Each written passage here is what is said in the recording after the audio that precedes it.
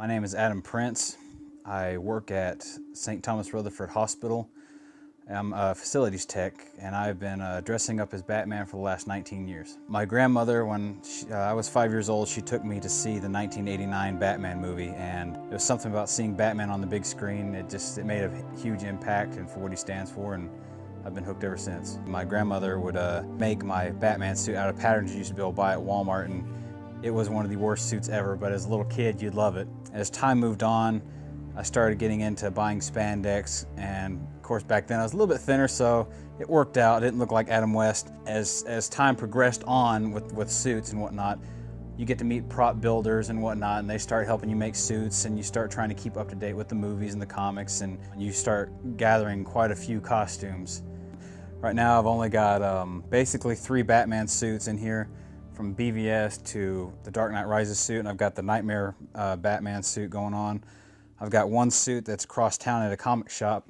Every time a new movie comes out, I'm always trying to get a prop that's based off that movie, and you know, you never can have enough props. It's kind of like Bond. You gotta love the toys, so you just keep on collecting and collecting until you don't have enough room. Well, if you're a Batman fan, you gotta have a Batmobile. My wife didn't think so at first, but it's cool when you can see your characters come to life. It's another thing when you can see your character actually drive up, in my opinion, in a Batmobile. The kids love getting in the Batmobile and flipping the switches and listening to the Batman theme music as you pull up.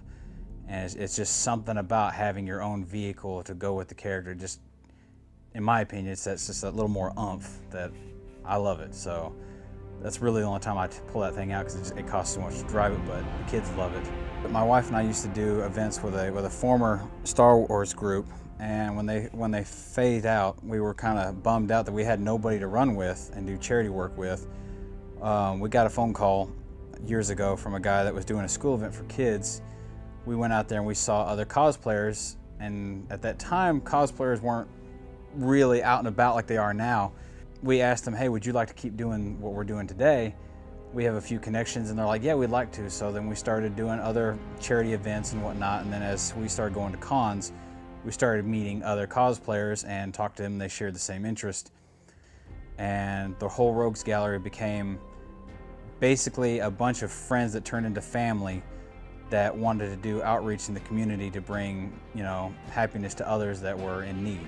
And we all have the same kind of core values, and we've just been moving on ever since. There have been a few events where, like, we went to Knoxville, to a children's hospital. Some of the kids, you know, they're in very bad shape, and they see you, and you don't know what the circumstance is with the kid. And when you walk in the door, they either tear up and they're happy, you know, 'cause you don't know what you're gonna get. And we've had some moments where it's all you can do just to hold it together.